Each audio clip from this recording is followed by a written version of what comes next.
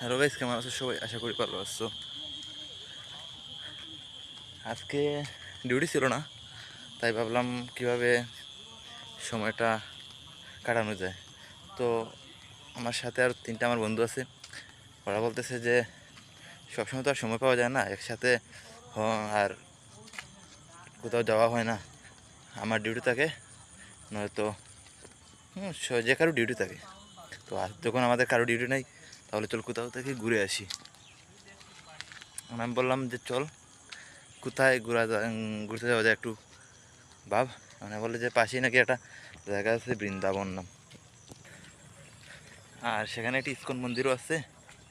তো চল, মন্দিরেও যাওয়া হয় না অনেক দিন, তাহলে চল মন্দিরে গিয়ে ঘুরে আসি। বললাম চল যাওয়া যেতে পারে, ভালো কথা, মন্দিরে যাব। ওকে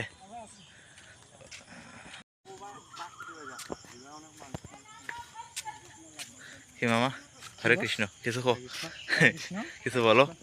আমরা কোলাহল পরিবেশ থেকে ব্লক করা লাগাইছি, এটা ঠিক না, আমরা কোথায় আসলাম সবার সাথে শেয়ার করতে চাই। কোলাহল পরিবেশ থেকে চলে এসে এই নিরিবিলি পরিবেশে।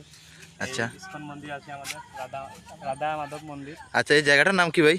এই জায়গা আসলে বৃন্দাবন। আচ্ছা, বৃন্দাবন ফিল হয় না, যদিও এটা আসল বৃন্দাবন না। অবশ্যই আপনারা দেখতে পাচ্ছেন, চারদিকে যদি দেখতে পারেন বা আসবেন, অবশ্যই এখানে আসবেন, তাহলে বুঝতে পারবেন এই এলাকার। তো এখানে এটা চিনেন? এইটা, হ্যাঁ, এইটা তো ভালোবাসার প্রতীক ফুল, তাই না? ভালোবাসার প্রতীক। এটা নাম কি? এটার নাম কি?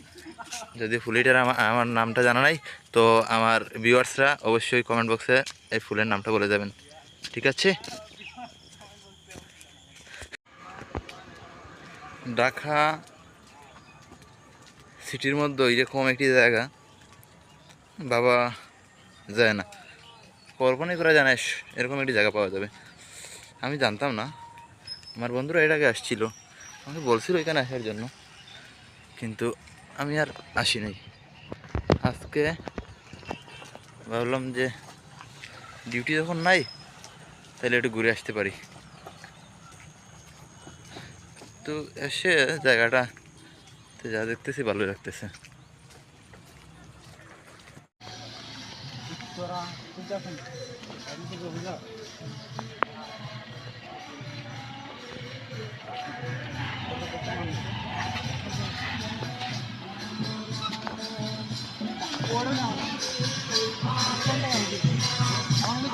ও, ওইটা তো সেরা সেরা ভিউ।